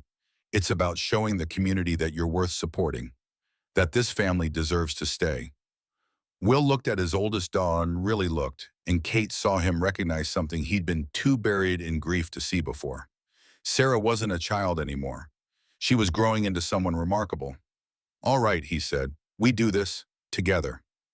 The next 2 weeks passed in a blur of preparation. Will and Tom repaired the barn, shoring up weak beams and patching holes in the roof. They built a dance platform from salvaged lumber, sanding it smooth so no one would get splinters. They strung lanterns purchased with $2 precious they couldn't really afford. Kate and Sarah worked side by side in the kitchen, their earlier tensions forgotten in the shared purpose. They cooked for an estimated 80 people, preparing venison stew and cornbread and apple pies made from the last of the preserved fruit. The cost was $12 for ingredients, and Kate felt each dollar like a weight. But Sarah had been right. This was an investment in their future. Emily took to spreading word through town with the enthusiasm of a revival preacher. She created auction item lists, organized children's game booths, personally visited every family in a 10-mile radius to invite them. Some turned her away. Some muttered about not wanting to cross Theodore Blackwell. But some, a surprising number, said they'd come. Danny and Rose made decorations from paper and pine branches, transforming the barn into something almost magical. They practiced greeting guests, Emily coaching them on how to smile and say thank you and make people feel welcome. Through it all, Kate watched Will, saw him working himself to exhaustion, trying to prepare the barn while also keeping the ranch running, the cattle fed, the fences mended. Saw the weight he carried and the fear that despite all their efforts, it still wouldn't be enough. On the eve of the barn dance, Kate found him standing at Grace's grave, the wooden cross stark against the snow. She would have hated this, he said when Kate approached. All this attention, all these people coming to judge whether we're worthy of help. She would have done it anyway, Kate said quietly, for her children. I don't know if I can do this. If I can stand in front of the whole town and essentially beg for money. You're not begging, you're giving them a chance to be part of something good, to help a family stay together. Most people want to do goodwill. They just need to see where it's needed. He turned to look at her, and in the moonlight, his eyes were silver. How did you get so wise? I'm not wise. I've just had a lot of practice being on the outside looking in. I know what it feels like to need help and be too proud to ask. Is that what you think I am? Too proud. I think you're a man who's had to be strong for so long that you've forgotten it's okay to let other people help carry the weight. Will reached out and took her hand. His fingers were cold rough with calluses, and Kate felt the touch all the way to her bones. Kate Miller, he said softly, I don't know what I did to deserve you walking into my life, but I thank God every day that you did. Kate's breath caught. Will, I know this isn't the time. I know we've got 100 problems to solve before we can think about anything else. But I need you to know, when this is over, when we've saved the ranch or lost it or whatever happens, I want you to stay. Not as hired help, as, he trailed off, searching for words. As family, Kate finished. You said that before. Equal partners. As more than that. His voice was rough. Kate, I'm falling in love with you. Maybe I already have.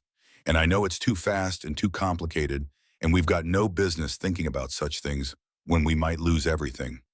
But I needed you to know before tomorrow, before whatever happens, happens. Kate felt tears sting her eyes. No one had ever said those words to her before. No one had ever looked at her the way Will was looking at her now, like she was precious, like she was exactly what he'd been searching for all his life.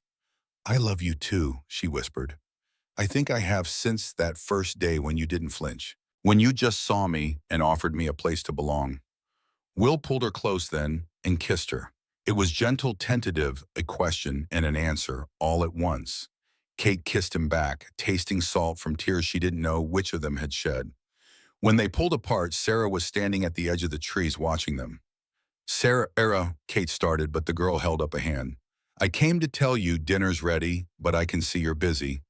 She turned to go, then paused. "For what it's worth, I think Mama would approve. She always said the best kind of love is the kind that grows from friendship and respect, not the kind that burns bright and fast and then leaves you cold." She walked back toward the house, and Kate saw Will's eyes follow her with wonder. "When did she get so wise?" he asked. "Probably around the same time she stopped trying to be her mother and started being herself." They walked back to the house hand in hand, and Kate felt something settle in her chest. Tomorrow the barn dance would happen. Tomorrow they'd find out if the community would rally or turn away. Tomorrow their future would be decided. But tonight she had this, Will's hand in hers. Children who'd started to feel like her own. A place that had become home. And whatever tomorrow brought, Kate knew one thing with absolute certainty. She was staying. December 20th dawned clear and cold, the kind of winter morning where the air itself seemed to crystallize into diamonds. Kate woke before sunrise, her mind already running through the 100 tasks that needed completion before the barn dance began at 2 o'clock. Beside her on the kitchen table, Sarah had left a list written in her careful handwriting. Bread to finish baking, stew to simmer, tables to arrange, lanterns to light. The girl had thought of everything. Kate found Sarah already awake, standing at the stove with that same rigid posture she'd had the first morning, stirring porridge with mechanical precision. But when she turned and saw Kate, something in her face had softened.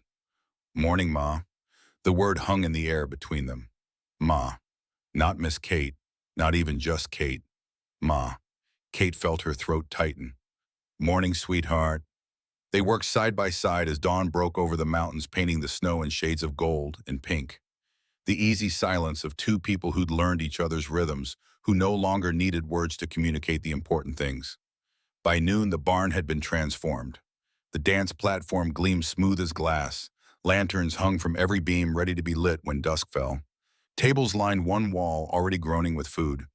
The auction items were displayed on a raised platform, each one carefully labeled with Sarah's neat printing. Mrs. Fletcher's quilt, jars of preserved peaches and tomatoes. Tom's hand-drawn maps of the valley, surprisingly detailed for an 11-year-old.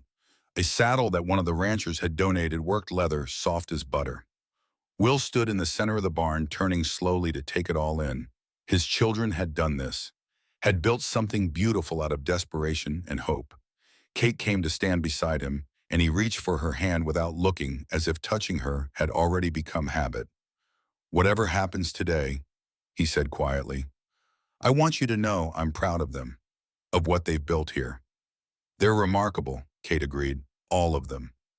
"Takes after their mothers," Will said, and Kate felt her heart skip. Mothers, plural.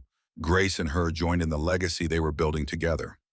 The first guests arrived at 2 o'clock, Dr. Morrison and his wife bringing a crate of medical supplies to auction. They were followed by Reverend Whitmore and a group from the church, bundled against the cold, their faces cautiously friendly. Then the Fletchers, the Webbs, the Morrisons. Neighboring ranchers who'd struggled through their own hard winters and recognized the fight in another man's eyes. By 3 o'clock 67, people had gathered in the barn. Not the whole town, but enough. Enough to matter. Sarah stood by the door with Emily and Danny, greeting each person with genuine warmth. "Thank you for coming. Please help yourself to food. The auction starts at 4. Kate worked the food table with quiet efficiency, ladling stew into bowls, cutting slices of cornbread, making sure no one went hungry. She felt the stares, heard the whispers, saw people's eyes travel over her body with that familiar mix of curiosity and judgment. But she kept her head high and her hands steady because these people had come to help, and that mattered more than their opinions ever could. The musicians struck up a tune just after 3:30. Three fiddlers and a banjo player, their instruments creating a sound that was rough around the edges, but full of heart. Couples began to drift toward the dance floor, and Kate felt a hand on her elbow. Will stood there, his hat in his hands, looking nervous in a way she'd never seen him before. Dance with me. Well, I'm not. Kate glanced around at all the watching eyes. I don't care who sees, he said quietly. I don't care what they think. I want to dance with you. Sarah appeared beside them, her expression fierce. Go, Ma, dance with Pa. Let them see. Ma again, in front of everyone. Kate let Will lead her onto the floor as the fiddlers began Barbara Allen, a slow waltz that settlers had been dancing to for generations. His hand was warm at her waist, firm and steady. His other hand clasped hers with a gentleness that made her chest ache. I'm not good at this, she whispered as they began to move. Neither am I, but we'll figure it out together. They turned slowly across the floor, and Kate felt other couples joining them, the barn filling with movement and music. She saw Dr. Morrison smile and nod, saw Mrs. Fletcher dab at her eyes with a handkerchief, saw even Reverend Whitmore watching with approval. And then she saw Theodore Blackwell standing in the doorway. He was flanked by two men Kate didn't recognize, both wearing deputy badges that glinted in the lamplight. His wife Harriet stood slightly behind him, her thin face pinched with cold or disapproval or both. The music faltered, but didn't stop. Couples slowed their dancing, watching, waiting. Theodore walked into the barn like he owned it, his eyes sweeping over the crowd with barely concealed contempt. When his gaze landed on Will and Kate still standing together on the dance floor, his mouth curved into something that wasn't quite a smile. Well, he said, his voice carrying through the sudden quiet. Quite the gathering. I had no idea the Carson family had so many friends. Mr. Blackwell, Reverend Whitmore stepped forward, his voice calm but firm. You're welcome to join us. We're about to begin the auction. Oh, I'm not here to bid. Theodore pulled a paper from his coat. I'm here to inform Mr. Carson that as of this morning, the bank has filed formal foreclosure proceedings. Payment deadline has been moved up to February 1st, 2 weeks from today. Gasps rippled through the crowd. Kate felt Will's hand tighten on hers. You can't keep changing the deadline. Will said, his voice low and dangerous. Actually, I can. Fine print, Carson. You really should read contracts more carefully before you sign them. Theodore's smile widened. Of course my offer still stands. $700. Though given the circumstances, I might be willing to negotiate down to $650. The circumstances being that you're trying to steal his land, Kate said clearly. Every eye turned to her. Theodore's face flushed. Excuse me. I said you were trying to steal his land. You've been manipulating the deadline, sabotaging his cattle, doing everything you can to force him into foreclosure so you can buy the ranch at a fraction of its value and sell the water rights to the mining company for $1,500. The crowd murmured. Theodore's flush deepened to crimson. That's slander. It's truth. Sarah stepped forward, holding her ledger. I have documentation, dates when cattle disappeared, dates when deadlines changed, dates when mining company representatives visited your bank. It's all here. The fantasies of a child mean nothing. The testimony of a bank examiner means something. Dr. Morrison spoke up, his voice carrying authority. I took the liberty of writing to the territorial bank examiner last week. Seems Mr. Blackwell's creative accounting has caught their attention. They're sending someone next month to audit his books. Theodore's face went pale. You had no right. I had every right, as a citizen concerned about predatory lending practices. Dr. Morrison crossed his arms. Now I suggest you leave this barn and let these good people get on with their fundraiser. But Theodore wasn't finished. Kate saw something shift in his expression. Desperation replacing arrogance. A cornered animal was always most dangerous. You want to know the truth about your precious William Carson? Theodore's voice rose. Ask him about Antietam. Ask him what really happened at Bloody Lane. Ask him why he came home with a medal and 23 men in his unit didn't come home at all. Will went rigid beside Kate. The barn fell silent. Go ahead, Carson. Tell them. Tell them how you held your position while your men died around you. How you followed orders to advance when any fool could see it was suicide. How you lived because you were lucky and they died because they weren't. Will's face had gone white. Kate felt him start to pull that way to turn to run from this public flaying of his oldest wound. She held his hand tighter. Will Carson held his position at Antietam because those were his orders, she said, her voice ringing clear through the barn. He watched his friends die because that's what war is. Watching people you love die while you survive. And he came home with survivor's guilt that's haunted him for 16 years. She turned to face the crowd. Mr. Blackwell paid $300 to avoid the draft. He bought his way out of serving. Will Carson didn't have $300, so he served. He fought, he bled, and he came home to build something instead of tearing things down. She looked back at Theodore. You want to judge him for surviving, for doing his duty, then you're not worth the air you breathe. The crowd's murmur was no longer uncertain. It was angry. Rancher Webb himself, a Union veteran, stepped forward. Blackwell, you've got about 10 seconds to get out of this barn before I throw you out. Theodore looked around at the hostile faces and seemed to realize he'd miscalculated. He turned to leave, then paused. Enjoy your little party, he said. It won't change anything. You'll still lose the ranch, and there's not a damn thing any of you can do about it. He left with his deputies trailing behind him. Harriet Blackwell remained standing near the door, her face pale, her hands trembling. The music started again, tentative at first, then stronger. People turned back to their conversations, to their dancing to the auction about to begin. But Kate saw the way they looked at Will now, with respect, with understanding, with the recognition that came from shared service, shared sacrifice. The auction was a success beyond their wildest hopes. Mrs. Fletcher's quilt went for $18. The preserved goods brought in $43. Tom's maps sold for $12 to the surveyor, who said they were better than anything his company had produced. The saddle went for $35 to a rancher from 2 valleys over. By the time the last item sold, they had raised $194. Tom was keeping careful count, his pencil moving across the ledger page. Entry donations $42, auction $194, game booth $13, food sales $27, total $276. He looked up at his father, his young face serious. Pa, even with everything, we're still short. We have Marcus's 500, Miss Kate's 185, our savings of 105, and now this 276. That's 1,066 total. We need 1,170. We're still $104 short. The number hung in the air like a death sentence. Then Dr. Morrison stood up. I've been thinking about the medical debt. $180 you owe me. Will nodded, his face grim. I know.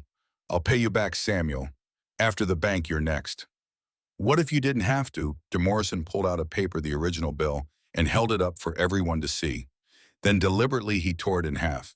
Kate saved Danny's life, stayed awake for 3 days straight, used every trick she knew, refused to give up when most would have quit. That's worth more than $180. We're even. Will stared at him. Samuel, I can't. You can, you will. Consider it my contribution to keeping this family together. Dr. Morrison's eyes were bright. Besides, I'm a terrible businessman. Ask my wife. The crowd laughed, a warm sound that filled the barn like a blessing. Tom recalculated, his hand shaking slightly. That puts us $76 over.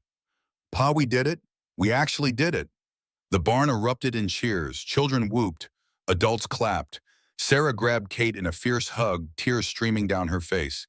Emily danced with Rose, spinning her around until they both collapsed, giggling.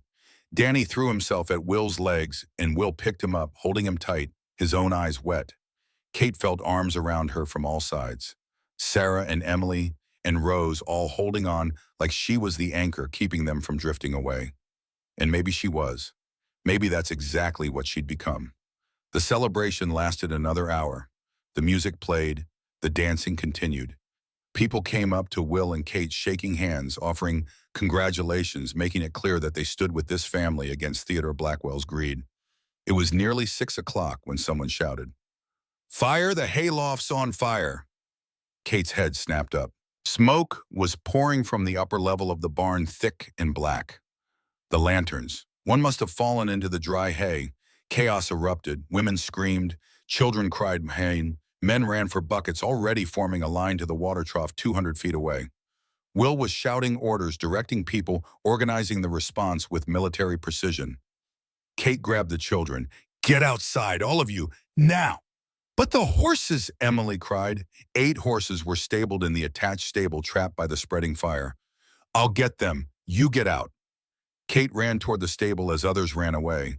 The smoke was already thick, acrid, burning her lungs with each breath. She could hear the horses screaming, could smell their terror mixing with the smoke. She got the first 2 out, leading them by their halters into the snow. Then 2 more. The heat was intense now, the fire spreading faster than she thought possible. 2 more horses. 1 more. The last horse, a young mare, was too terrified to move. Kate grabbed her halter and pulled, but the animal reared wild-eyed with fear. "Easy, girl. Easy." Kate's voice was steady, even as sweat poured down her face, even as her lungs screamed for clean air. "We're getting out of here together." She got the mare moving, step by agonizing step, toward the door. The roof beam above them groaned. Kate looked up and saw it starting to give way. She wasn't going to make it. Then strong hands grabbed her from behind, lifting her bodily and throwing her through the stable door into the snow. Will followed, dragging the mare behind him. The beam crashed down seconds later, right where Kate had been standing. She lay in the snow, coughing, her lungs burning. Will knelt beside her, his face black with soot, his eyes wild. "What the hell were you thinking?" he shouted. "You could have died." "The horses. Damn the horses, I can replace horses. I can't replace you." He pulled her into his arms, and Kate felt him shaking, felt the terror in his grip, felt how close she'd come to being another loss he had to carry. The bucket brigade worked for another hour before they got the fire under control. The barn was 40% destroyed, the hayloft completely gone. But the structure still stood. It could be rebuilt. Tom was examining the remains of the fire's origin point, his analytical mind cataloging evidence, even in the chaos. He found something in the wreckage and brought it to his father. A lantern. But not just any lantern. This one had been rigged with a crude timing device, clock parts wired to tip the lantern over at a specific time. "It wasn't an accident," Tom said quietly. "Someone did this on purpose." Will's jaw clenched. Around them, people were seeing the evidence, understanding the implication. This was arson. This was attempted murder. And everyone knew who had the motive. Theodore Blackwell had left the barn only 2 hours ago. His threats still hung in the air like smoke. Rancher Webb examined the device with the careful eye of someone who'd seen improvised explosives during the war. "This is Clem's work. He's the only one around here who knows mechanics this well. He's been Theodore's stable hand for 5 years. "Can you prove it?" Will asked. "Clem left town about 30 minutes before the fire started. I saw him riding hard toward the territorial line. That's proof enough for me." Reverend Ida Whitmore put a hand on Will's shoulder. "We'll testify to what we saw, to Theodore's threats, to the timing. The territorial marshal will investigate. Theodore will claim he had nothing to do with it." "Maybe, but now everyone knows the truth about him." Reverend Whitmore looked around at the crowd of soot-stained, exhausted people who'd fought the fire together. "And that matters more than you think." As if summoned by the speaking of her name, a voice cut through the gathering. "Enough." Harriet Blackwell stood at the edge of the circle, her thin frame rigid with tension. She'd been there the whole time, Kate realized. Had stayed through the fire, through the revelation, through everything. "Mrs. Blackwell," Reverend Whitmore said carefully, "perhaps you should—" "No, you need to hear this." Harriet's voice shook, but she forced the words out. "My husband arranged this fire. He paid Clem $20 to rig that lantern. I heard him planning it last night." The crowd fell silent. Theodore's wife confessing to his crime. "Harriet, you don't have to," someone started. "Yes, I do." She looked at Will, at Kate, at the children clustered together. "I'm tired. Tired of the lies. Tired of the cruelty. Tired of watching him destroy people for profit while I stood by and said nothing." Her voice grew stronger. "Theodore has been manipulating land deals for 5 years. The Carson Ranch is just the latest. He's foreclosed on 7 properties, sold them for massive profits, and left families homeless. I have documents, evidence. I'll give everything to the territorial marshal." She turned to face the crowd. "I'm divorcing him, going back to Boston. I should have done it years ago. Should have stood up to him the first time I saw him hurt someone. But I was a coward. She looked at Kate. You weren't. You stood up to me in the store. You called me out for my cruelty and you were right. I've been small and mean and hateful because that's what living with Theodore taught me to be. But I'm done. I'm done being his accomplice. Kate saw something in Harriet's eyes she'd never expected to see. Regret. Real, genuine regret.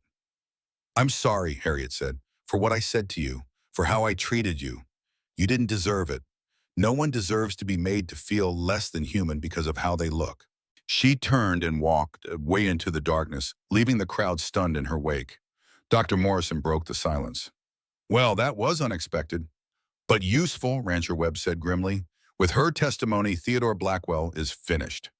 2 days later, the territorial marshal arrested Theodore Blackwell on charges of arson, conspiracy, and fraud. Harriet made good on her promise, turning over ledgers and correspondence that showed a pattern of predatory lending practices. The bank examiner arrived a week early and found discrepancies that suggested embezzlement on top of everything else. Theodore's empire crumbled in a matter of days. The new bank president, appointed by the territorial authority, reviewed the Carson loan and found irregularities in Theodore's manipulation of the terms. He restructured the debt, removing the fraudulent fees and restoring the original payment deadline of March 1st, which meant that on February 28th, the Carson family had everything they needed to pay off the ranch in full. The whole family made the trip to town. Will and Kate in the wagon, the 5 children bundled in the back, all dressed in their Sunday best. They walked into the bank together, a united front, and Will counted out the money in front of witnesses. $850 for the principal, $102 for legitimate interest. The additional payments for the store and other debts all settled in full. When it was done, Will had exactly $11.37 left to his name. But the ranch was theirs, free and clear. The new bank president stamped the deed paid in full and handed it to Will. Congratulations, Mr. Carson. The property is yours, no encumbrances. Will stared at the document, this piece of paper that represented everything his grandfather had built, everything he'd fought to keep. His hands trembled. Thank you, he managed. Outside the bank, Sarah threw her arms around Kate. We did it. We actually did it. You did it, Kate corrected. This was your plan, your courage, your refusal to give up. Our plan, Sarah corrected right back. Our family, our victory, our family. Kate felt the words settle into her bones like warmth after a long cold. Spring came to the Carson ranch with a rush of green and gold. The snow melted, revealing Grace's garden, buried underneath the perennials she'd planted. Years ago, already pushing up through the soil, the cattle, lean from winter, began to fatten on new grass. The barn, rebuilt with help from neighbors who'd come for a barn raising in March, stood straight and strong. And Will Carson stood in the middle of it all, watching his children play in the sunshine, and felt something he hadn't felt in 2 years. Hope. He found Kate in the garden one evening. Her hands in the dirt, coaxing life from the earth, the way she'd coaxed life back into his family. She'd planted new herbs alongside Grace's old roses, the past and present, growing together in the same soil. Kate, she looked up, shading her eyes against the setting sun. I want to ask you something. She stood brushing dirt from her skirt, and Will saw the question in her eyes before he spoke. Marry me. The words came out blunt, graceless. Not the romantic proposal she probably deserved. But Will had never been good with flowery speeches. I'm not asking out of obligation, he continued when she didn't respond, or convenience, or because I need help with the ranch. I'm asking because when I think about the future, I can't picture it without you, because my children love you, because I love you. He took her hand dirty from the garden and held it gently. Because you're already family, but I want to make it official. I want you to be my wife, my partner, the mother of my children, and, God willing, any others we might have. Kate's eyes filled with tears. Well, I'm 34. I don't know if I can have children. The doctor said, I don't care what doctors said. If we have children, that's a blessing. If we don't, I've already got 5 who need you, who love you, who call you Ma without me asking them to. They do. Sarah does. The others will follow. You've earned that title, Kate. You've earned everything. Kate looked at him, this quiet man who'd seen her truly from the first day, who'd never flinched, who'd offered her partnership when others had offered only pity. Yes, she said simply. Yes, I'll marry you. Will pulled her close and kissed her there in the garden with the sun setting and Grace's roses blooming around them. And Kate felt something she'd never felt before. Complete. They were married on April 3rd, 1879, in a simple ceremony at the ranch. Reverend Whitmore officiated. Dr. Morrison gave Kate away, standing in for the father she'd lost years ago. All 5 children stood as witnesses wearing their best clothes, their faces shining with happiness. Sarah had baked the cake herself, and it was perfect. When it came time for vows, Will added his own words. I promise to see you every day, exactly as you are, exactly enough. Kate's throat tightened. I promise to stay. Through every storm, every challenge, every way, I'm home. The children spoke too, each one offering their blessing. Sarah said, Ma Kate, you didn't replace Mama. You honored her by loving us. Tom said, you taught me that intelligence includes emotional wisdom. Emily said, you let me be wild and loved me anyway. Danny said, you kept your promise, you stayed. And Rose, speaking clearly now, said, you hear me even when I don't speak. When Reverend Whitmore pronounced them husband and wife, the small gathering erupted in cheers. Will kissed Kate again, and she heard Emily whisper to Tom, does this mean Miss Kate is really our ma now? She always was, Tom whispered back.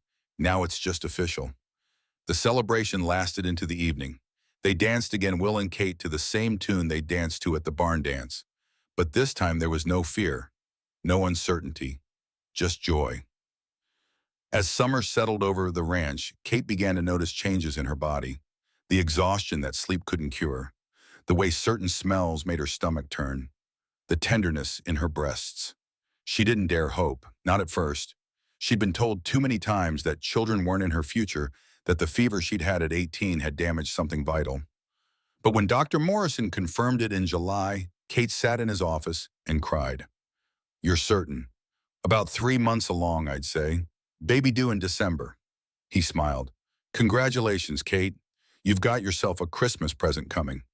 She told Will that night, terrified and elated in equal measure. His reaction was everything she'd hoped for. Tears, laughter, wonder. He pulled her close and held her like she was made of glass, like she was precious beyond measure. A baby, he kept saying. Kate, a baby. I know it's fast. I know we've barely been married 3 months. I know. I don't care about any of that. I care that we made a life together, that we get to bring hope into this family. He pulled back to look at her, his eyes bright. What should we name her, Babim? Her. I have a feeling. Call it intuition. When they told the children, the reactions varied.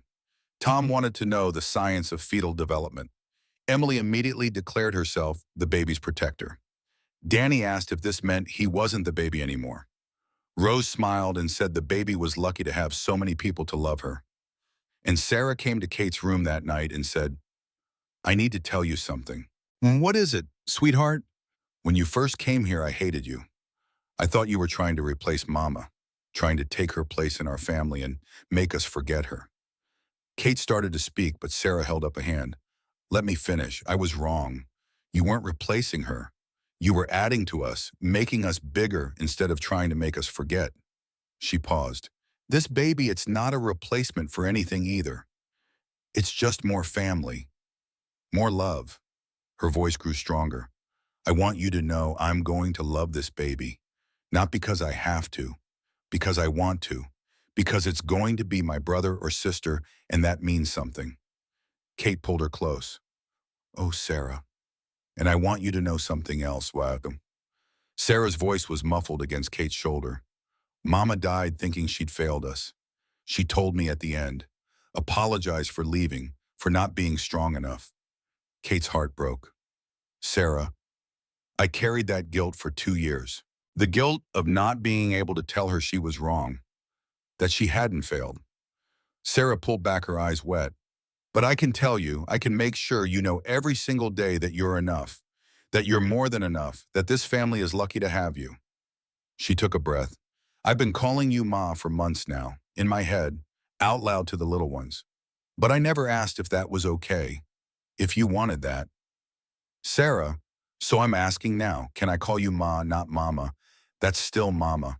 But Ma, something that's just ours. Kate could barely speak through her tears. I would be so honored. They held each other and cried, and Kate felt the last of the old wounds finally begin to close. December 15th, 1879 dawned with a snowstorm that reminded Kate of the day she'd arrived exactly 1 year ago. The contractions started at dawn steady and rhythmic, and by noon Dr. Morrison was there setting up in the bedroom that had once been Grace's. Sarah stayed with her through the whole thing, holding her hand, wiping her face with cool cloths, encouraging her through each wave of pain. You're doing so well, Ma, so well, just a little longer. 14 hours later at 2 in the morning, Faith Grace Carson entered the world. 8 pounds, 4 ounces. Dark hair like her father. Blue eyes like her mother. Lungs powerful enough to wake the whole house. Will held her for the first time with tears streaming down his weathered face. Hello, little one. Welcome to the family. Sarah held her next, whispering, Welcome, little sister. You're named for 2 strong women. You have got big boots to fill. When everyone had held her, when Faith was finally nursing peacefully, Kate looked around at her family. Will sitting beside the bed, his hand in hers. Sarah and Emily and Rose clustered close, staring at their new sister with wonder. Tom trying to hide his tears and failing. Danny asking 100 questions about babies. This was her family.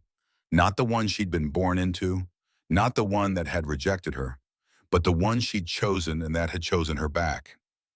What are you thinking? Will asked softly. Kate smiled. That I spent 34 years believing I wasn't enough. That I was too much of everything and not enough of anything that mattered. She looked at Faith, perfect and tiny in her arms. And I was wrong. I was always enough. I just needed to find the people who could see it. Will kissed her forehead. We're the lucky ones, Kate. You walked into our lives and saved us. No, Kate said. We saved each other. 1 year later, in December of 1880, the Carson Ranch was thriving. The cattle herd had grown to 85 head. The new barn stood strong. The children were healthy and happy and growing like weeds. Marcus Thornton had visited twice, bringing gifts and stories, and finally, the love he should have shown his daughter when she was alive. He'd set up trust funds for all the children, including Faith, without strings or conditions. Just a grandfather trying to make amends for years of prideful silence. And Kate at 36 had never been happier. She gained weight during the pregnancy and never lost it, her body settling into its natural size without apology. Will still looked at her like she was the most beautiful woman in the world, still touched her with reverence, still told her every single day that she was exactly enough. On their first anniversary, they stood in Grace's garden together, watching their children play. Faith was just learning to walk, taking wobbly steps between Sarah's outstretched arms. Tom was reading to Emily under a tree. Danny and Rose were building something elaborate with sticks and string. Do you ever regret it? Kate asked. Marrying me, taking a chance on someone the whole world said wasn't worth the risk. Will looked at her with those gray-blue eyes that had seen her truly from the first moment. Kate Carson, I regret a lot of things in my life. Decisions I made, battles I fought, people I couldn't save. But marrying you, he pulled her close. That's the best decision I ever made. And I'll spend the rest of my life making sure you know it. Kate leaned into him and watched their children, their family, their life together unfold in the golden light of late afternoon. And she knew with a certainty that went bone deep that she'd finally found the place where she belonged. Not despite who she was, but because of it. Exactly as she was, exactly enough. The years passed in a blur of seasons. Sarah grew into a formidable young woman, married a local teacher, had 3 children of her own. She named her eldest daughter, Grace Catherine, honoring both the mother who'd given her life and the mother who'd taught her how to live it. Tom became a doctor using Marcus's trust fund to attend medical school in Denver. He wrote a textbook on pneumonia treatment, dedicating it to Kate Carson, who showed me that the best medicine is refusing to give up on the people you love. Emily married a rancher and had 5 wild sons who kept her running from dawn to dusk. She still climbed trees at 45, claiming some habits were too good to break. Rose became an artist, her paintings hanging in galleries in Denver and beyond. She married a reverend and had 2 quiet daughters who inherited her gift for seeing beauty in small things. Faith grew up strong and capable, choosing to stay at the ranch to help her aging parents. She never married, but lived a life rich with purpose and love. And Will and Kate grew old together, their love deepening with each passing year. They celebrated 39 anniversaries, raised 6 children between them, welcomed 19 grandchildren and 7 great-grandchildren before Will passed peacefully in his sleep at the age of 81 in 1922. Kate lived 2 more years surrounded by family, still sharp and funny and utterly herself until the end. She died at 80, having spent 46 years proving that the people who'd called her worthless had been catastrophically wrong. But on this September night in 1918, all of that was still to come. Danny Carson, 46 years old and silver-haired, finished his story and looked at his son James, 18, and about to leave for war. "So that's the woman who saved our family," he said quietly. "That's your Grandma Kate, the one who came 300 miles in a snowstorm and stayed 40 years. The one who taught us that courage isn't charging into battle, it's staying when everything screams run." James was quiet for a long moment. Then he said, "What happened to Mr. Blackwell, the man who tried to steal the ranch?" "Theodore Blackwell went to prison for fraud and arson. Served 12 years, came out a broken man, moved to California, died alone. Harriet went back to Boston, used her inheritance to start a charity for women leaving abusive marriages. Tried to make up for the cruelty she'd enabled. And Grandma Kate, did she ever regret coming here?" Danny smiled. "I asked her that once near the end. She was 80 years old, sitting in that chair right there, surrounded by great-grandchildren. She looked at me and said, 'Daniel Carson, I spent 34 years believing I had nothing to offer. Then I came here and found out I had everything that mattered. Not one day of regret, not one single day.'" He stood and walked to the window where Kate, now 74, but still vital, was teaching great-grandchildren how to make snow angels in the yard. Will, 77 and moving slower but still steady, watched from the porch with that same smile he'd worn for 40 years. "You're going to war, son. You're going to be scared. You are going to want to run. But when that moment comes, remember Grandma Kate. Remember that she walked into a house where nobody wanted her, faced down a whole town's judgment, fought for a family that wasn't even hers by blood, and never once backed down." Danny put a hand on his son's shoulder. "That's the Carson way. We stay. We fight. We love. We build. And we don't let bullies win. You carry that with you to France. You bring it home when you come back. And if I don't come back, then you'll have died knowing you came from a family that taught you the most important thing, that your worth isn't determined by what the world says about you. It's determined by what you do when everyone's against you." James nodded, his young face set with determination. "I'll make you proud, Dad." "You already have. Now go make Grandma Kate proud." They stood together at the window, watching the woman who changed everything play with the great-grandchildren who would never have existed if she hadn't had the courage to step off that stagecoach 40 years ago. And Danny thought about legacy, about the ripples one brave choice could make across generations, about how a woman the world had called the worthless had built something that would last long after she was gone. Not through beauty or grace or any of the things the world said mattered, but through staying, through loving, through refusing to believe the lies, through being always and forever exactly enough. The photograph above the mantel showed them all. December 1920, 2 years in the future. The whole family gathered for Christmas. Kate and Will in the center, surrounded by 6 adult children, 19 grandchildren, and counting. Everyone smiling, everyone together. And on the back, in Kate's careful handwriting, "The day I came home. December 1st, 1878. The day everything changed. The day I learned I was always enough." Faith Grace Carson, now 41, would find that photograph after Kate's death in 1924 and frame it with those words visible. It would hang in the ranch house for another 100 years, passed down through generations, a reminder of the woman who proved that the measure of a person had nothing to do with their size and everything to do with the size of their heart.